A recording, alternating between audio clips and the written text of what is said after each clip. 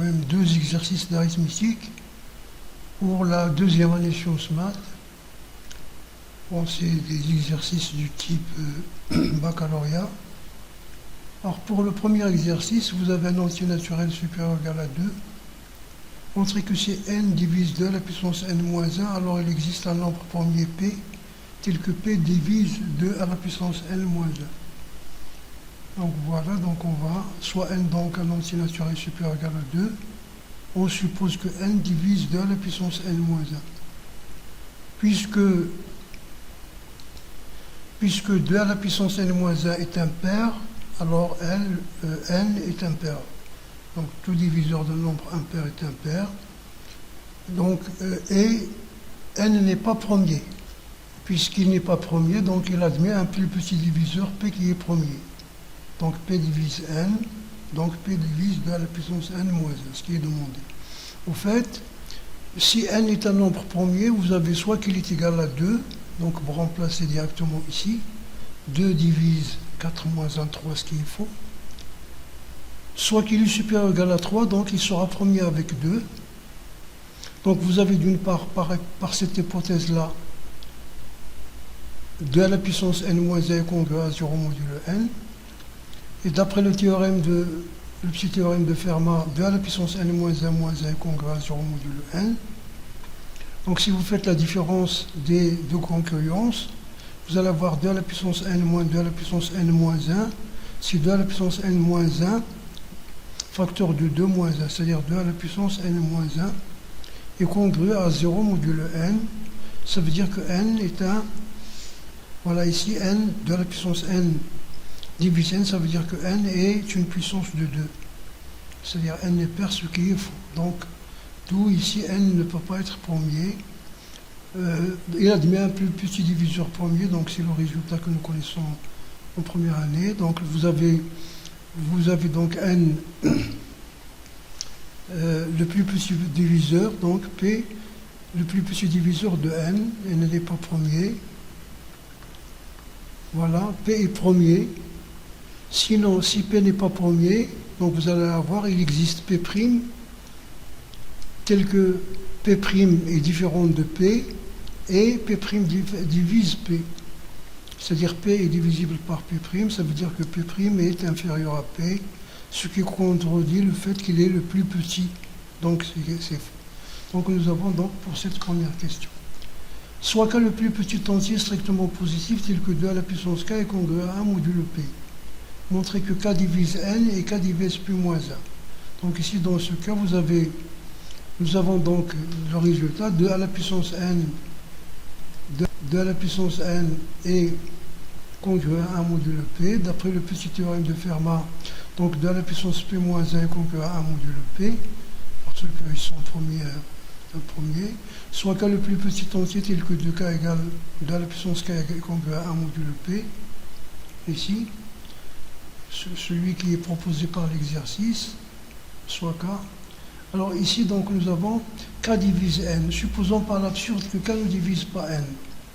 D'après le théorème de la division euclidienne, il existe un unique couple QR tel que n égale à kq plus r, avec 0 inférieur strictement ici, parce que ce n'est pas un diviseur.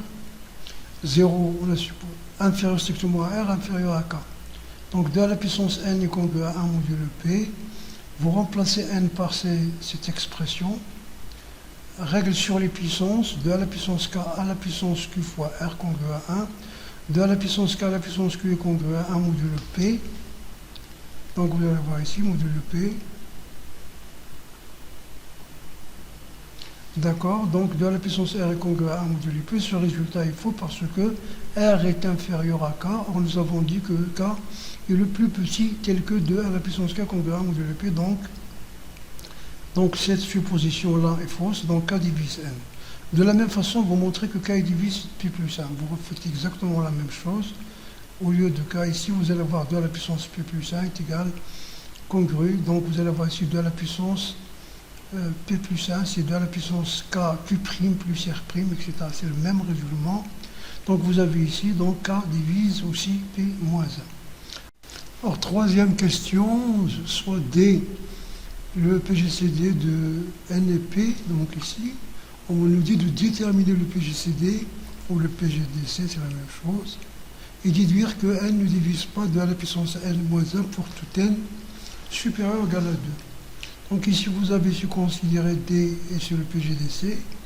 Vous avez donc K divise n et K divise P moins 1. Ceci implique que K divise le plus grand, le PGDC. C'est une propriété du PGCD. Tout diviseur du deux nombres est un diviseur du PGCD. Vous avez comme D donc est un diviseur de P moins 1. Donc ici, D est un diviseur de P moins 1, ça veut dire que D est inférieur ou égal à P moins 1. C'est-à-dire D inférieur strictement à P. Ce sont les entiers, inférieur strictement à P. Or, P c'est le plus petit diviseur. Ici, P c'est le plus petit diviseur de N, donc D égale à 1. C'est-à-dire, puisque P c'est le plus petit diviseur et D est un diviseur qui est inférieur strictement à P, donc ça ne peut pas être que 1. P est premier, il n'est pas égal à 1. Donc D égale à 1. Par suite, d'après ce résultat-là, donc K divise 1, ça veut dire que K égale à 1. Voilà ici, K divise 1, donc K égale à 1. Alors si vous remplacez dans l'expression, donc vous allez avoir 2 à la puissance 1 est congru à 1 modulo P.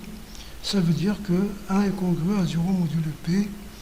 Ça veut dire que P est 1 est divisible par P, ce qui est faux, parce que P est supérieur à 1. Donc l'hypothèse ici, donc, du départ est fausse, c'est-à-dire quel que soit n appartenant à n étoile, moins 1,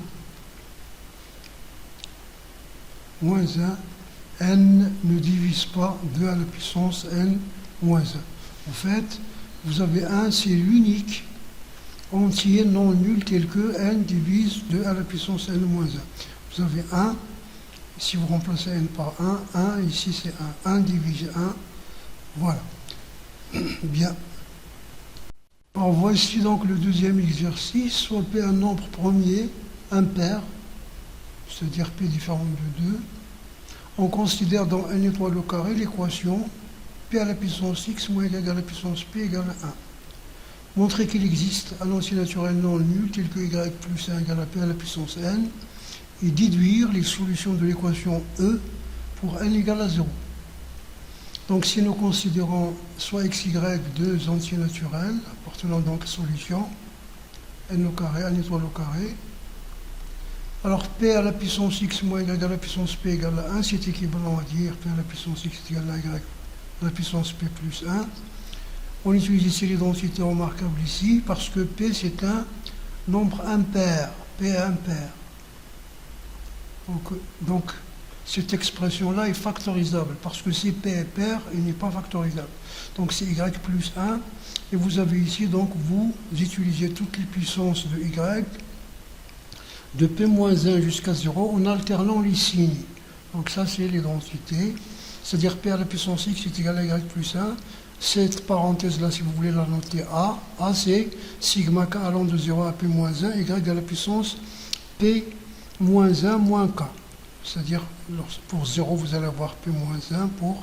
Si vous voulez faire y P moins k, vous allez commencer de 1 ici, y. Et ici, vous allez avoir ici multiplié par moins 1 à la puissance k.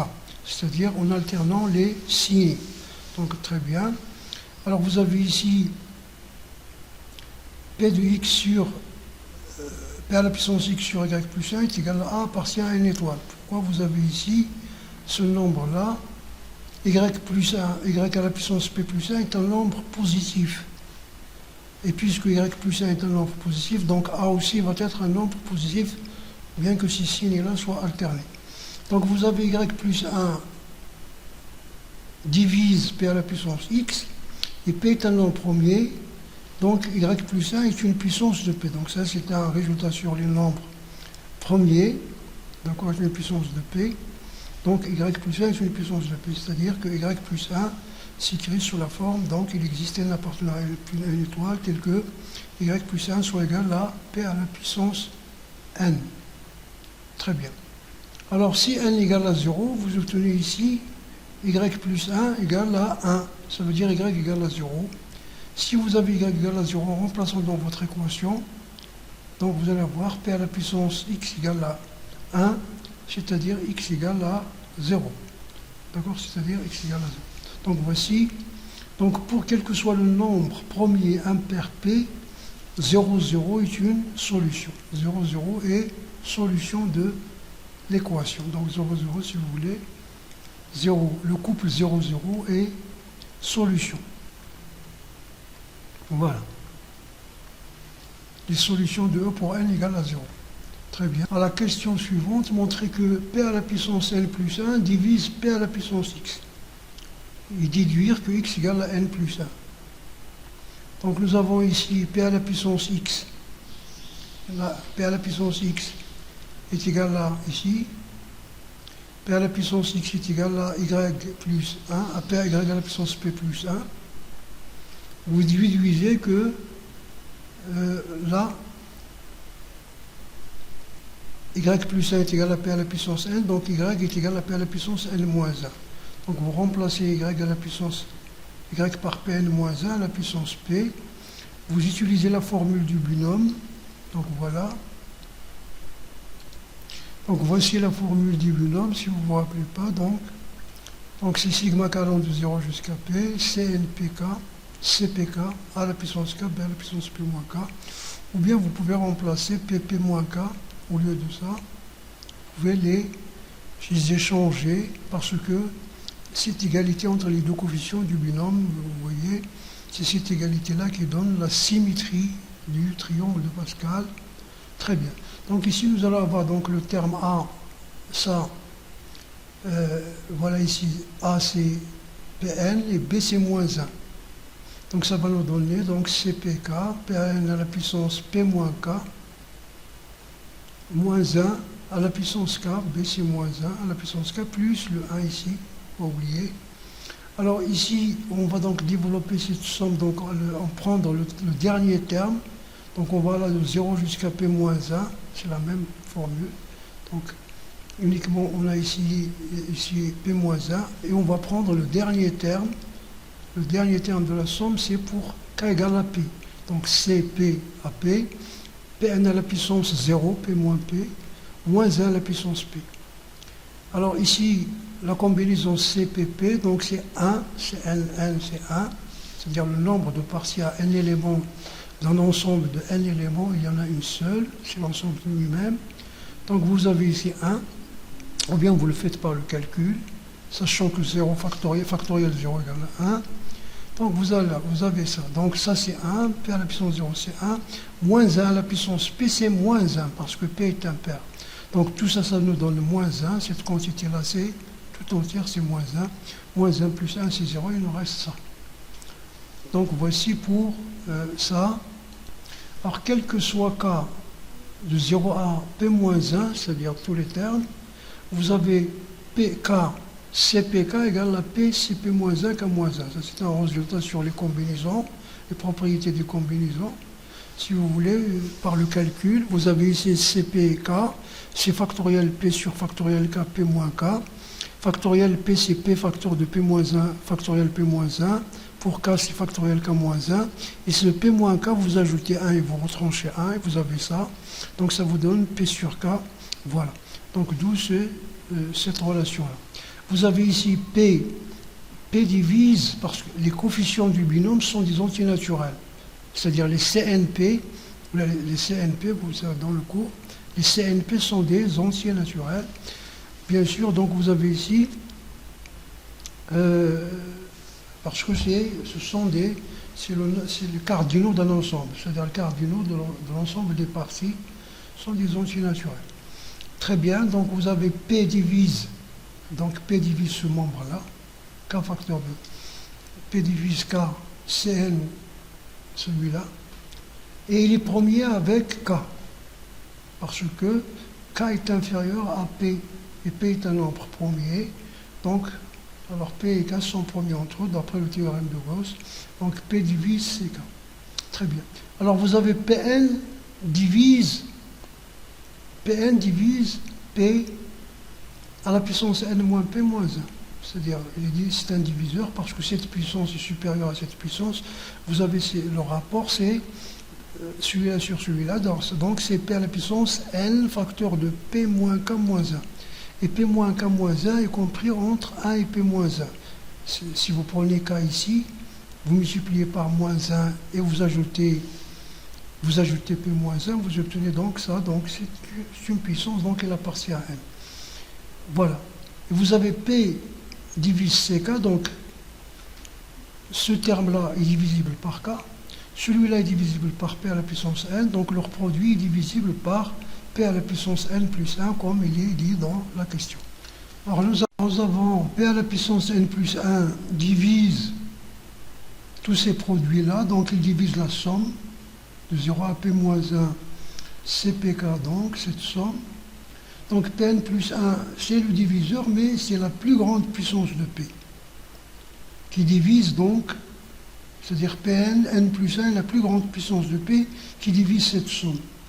Pourquoi? Donc à partir de n plus 2, par exemple, vous avez pour n plus 2, si vous prenez le dernier terme de cette somme, c'est-à-dire qui correspond à k égale à P moins 1, vous allez avoir donc Cp, le terme Cp, P moins 1, la combinaison de P, P moins 1, donc en remplaçant K par P moins 1, vous obtenez ça. Donc vous allez avoir Cp, P moins 1, c'est P, la combinaison donc entre le ici, donc vous le faites par le... Ce sont des combinaisons qui doivent être connues, qui sont usuelles. Par exemple, C1n est égal à Cn moins 1n égale à n. D'accord? C0n égale à Cnn égale à 1, etc. Donc ce sont des choses sur les combinaisons. Donc vous avez ici donc Cp fois P à la puissance n. Ici moins 1 à la puissance P moins 1, P moins 1 pair. Parce que P est un pair, donc vous allez avoir 1. Donc c'est Pn plus 1. Et bien sûr Pn plus 1 n'est pas divisible par P à la puissance n plus 2. Donc Pn plus 2 ne divise pas P à la puissance n plus 2 ne divise pas P à la puissance n plus 1. Donc, cette somme-là, il y a un terme qui n'est pas divisible par P à la puissance n plus 2. Donc, la somme n'est pas divisible ici. Les autres termes, tous sont divisibles. Vous pouvez montrer facilement que tous les autres termes sont divisibles. Donc, on déduit que P de x égale à P de n plus 1, parce que c'est P de x est égal à P de n plus 1 multiplié par un nombre n, donc ils sont égaux. Donc ici, vous avez x égale à n plus 1. Donc x égale à n plus 1, c'est ce qu'on nous demande d'écrire. Nous allons avoir ici P de x est égal à quoi? Donc c'est la somme. Donc voilà, on va isoler le dernier terme. Voici le dernier terme. Donc on va aller jusqu'à P moins 2. P moins 2. Et le dernier terme que nous avons calculé ici, c'est Pn plus 1. Voilà. Donc ici, vous simplifiez et vous avez ça égal à 0. Cette somme égale à 0. Ces termes s'annulent mutuellement. Très bien. Alors, troisièmement, déterminer les solutions pour P égale à 3. Donc vous allez avoir si P égale à 3, donc vous remplacez ici P par 3. Vous allez avoir sigma K allant de 0 à 1, 3 moins 2, c'est 3K. Donc vous avez deux termes, le terme K égale à 0 et K égale à 1, voici. Donc les combinaisons, C3, 0, 1, c'est 1, et C3, 1, c'est 3. Donc vous allez avoir 3 à la puissance n moins 3 à la puissance de n plus 1. Donc vous avez ça. Si vous simplifiez, vous allez avoir 3 à la puissance n moins 1 égale à 1, ça veut dire que n égale à 1. X égale à n plus 2. X égale n égale à 1, ça veut dire que x égale à n plus 2. Et P de n égale à 1 plus y, comme nous avons vu dans la première question. Donc y aussi égale à 2. Donc nous avons la solution xy égale à 2, 2. Très bien. La question B, montrer que si P est supérieur ou égal à 5, alors P au carré ne divise pas P facteur de P moins 2, déduire les solutions de l'équation. Donc vous avez ici pour si P est supérieur ou égal à 5, nous avons d'après ce résultat-là, voici cette écriture.